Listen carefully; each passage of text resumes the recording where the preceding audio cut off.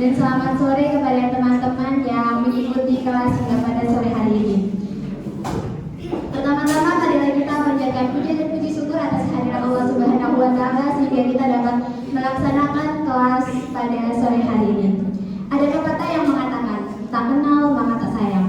Tapi bagi saya tidak. Karena kata-kata sayang dan janji yang diucapkan oleh dia hanya sebuah angan-angan dan hanya menyisakan harapan tanpa adanya kepastian. Perkenalkan, nama saya Lina Hairani selaku moderator dari kelompok 5 yang akan memimpin jalannya presentasi pada sore hari ini.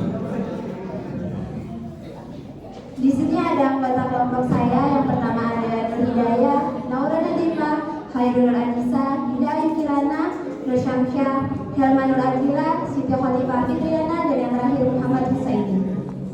Oke, tanpa basa-basi, masuk ke materi yang pertama.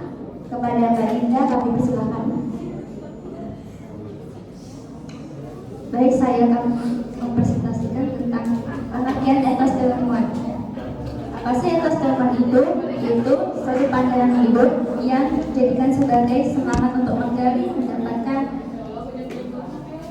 dan mengembangkan sebuah ilmu pengetahuan. Dan etos dapat diartikan sebagai karakteristik, sifat, kebiasaan, serta kepercayaan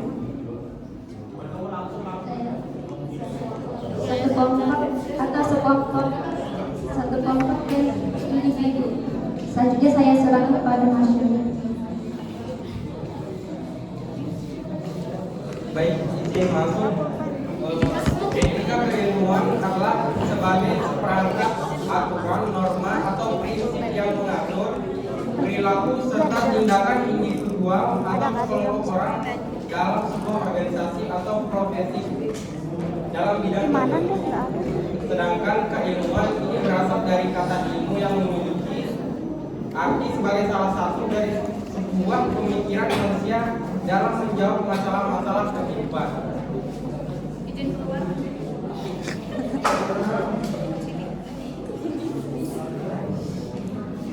Selanjutnya yaitu etos keilmuan. Terdapat dari penguat terdapat dalam surah Al-Alaq ayat 1-5 yang berbunyi Iqra bismi rabbikal ladzi khalaq khalaqal insana min 'alaq Iqra wa rabbukal akram allazi 'allama bil qalam 'allamal insana ma lam ya'lam. Sebagaimana dari ayat tersebut disadarkan bahwa asal muasal manusia ialah makhluk Tuhan yang diciptakan dari segumpal darah dan diperintahkan kita untuk belajar membaca dan penyadaran bahwa Allah memberikan ilmunya kepada manusia melalui hasil barisan penanya. Dan juga ayat ini menggambarkan pentingnya ilmu pengetahuan serta pengembangan dalam pembelajaran Islam yang ditekankan kepada Allah dalam penciptaan manusia.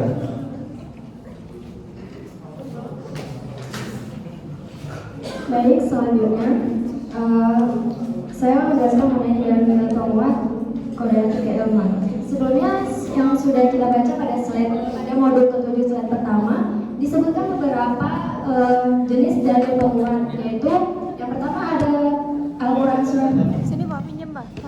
Pinjam. Baik, saya lanjutkan. Pada modul 7 slide pertama itu sudah dijelaskan beberapa dan disebutkan beberapa dalil penguat mengenai kode keilmuan. Ada apa aja sih? Yang pertama yaitu ada Quran surah Al-Baqarah ayat 31 dan juga surah Al-A'raf ayat 172 dan sebelumnya yang dibacakan oleh Mas Husain yaitu surah Al-Alaq ayat 1-5. Nah, yang terdapat pada PowerPoint saya kali ini yaitu surah Al-Mujadilah ayat 11.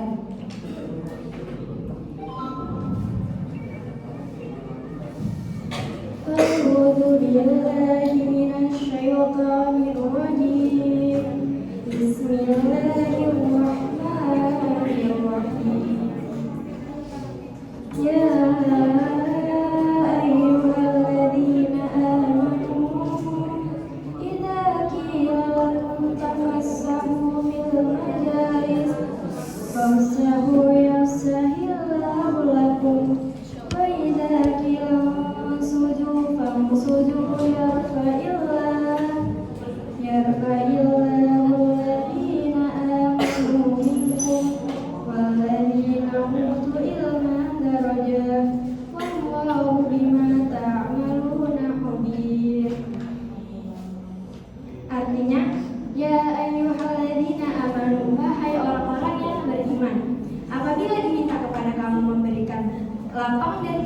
kamu, untuk orang lain, maka lakukanlah seboleh-bolehnya supaya Allah melapangkan segala halnya untuk kamu.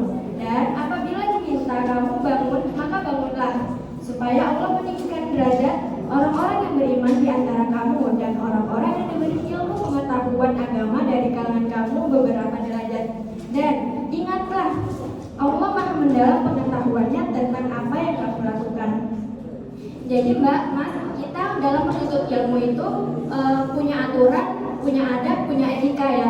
Apa saja sih aturan itu? Ada dua kategori. Yang pertama yaitu aturan dalam menuntut ilmu, yaitu halal dan haram.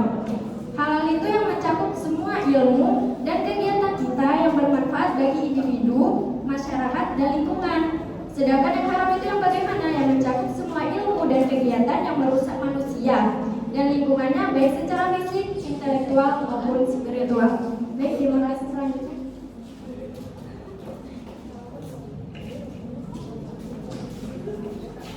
pengembangan ilmu yang etos dan etika keilmuan. Pengembangan ilmu, selain harus jelas objek dan ketepatan metodenya, memerlukan etos keilmuan dan kode etik. Etika mengacu pada nilai-nilai baik atau buruk yang berkaitan dengan perilaku manusia. Oleh karena itu, etika juga dapat dipahami sebagai salah satu cabang filsafat mempunyai sifat normatif, membuat standar dan nilai dalam kehidupan masyarakat sehari-hari.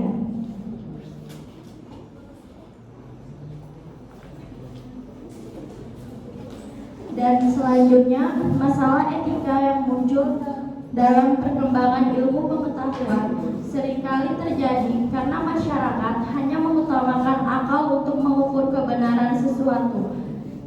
Meskipun akal manusia mempunyai batasan internal menghadapi yang baik dan buruk.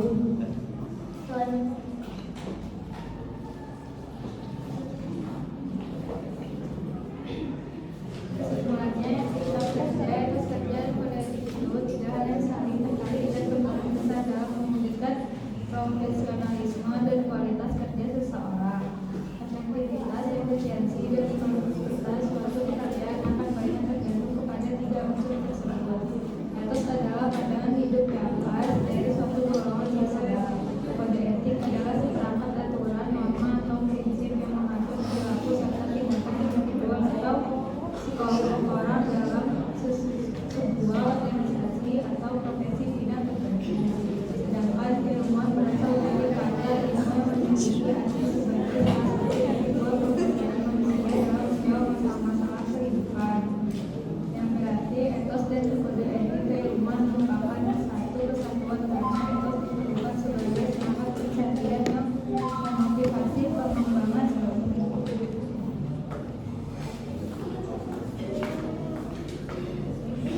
Baik, tadi setelah kita mendengarkan pemaparan materi dari teman-teman saya tadi, dan juga kita telah menarik kesimpulannya juga. Sekarang kelompok kami pun juga memiliki saran untuk teman-teman sekalian yang mungkin teman-teman sekalian bisa terapkan ke kehidupan sehari-hari, yaitu berdasarkan pembahasan mengenai etos dan etika keilmuan di atas. Maka dari itu, kelompok kami menyarankan agar dalam hal pengembangan dunia, keilmuan para ilmuwan harus memiliki etos keilmuan yang sangat tinggi, agar ilmu yang didapat sangat bermanfaat dan yang pasti diridhoi Allah Subhanahu wa Ta'ala. Dan harus memperhatikan etos dan kode etik keilmuan agar tidak tersesat di jalan saat mengembangkan dunia keilmuan.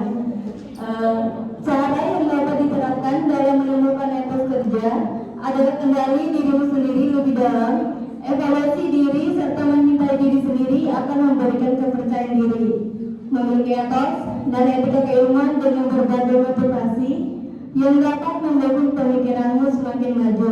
Sekian saran dari kelompok kami, saya kembalikan lagi ke moderator.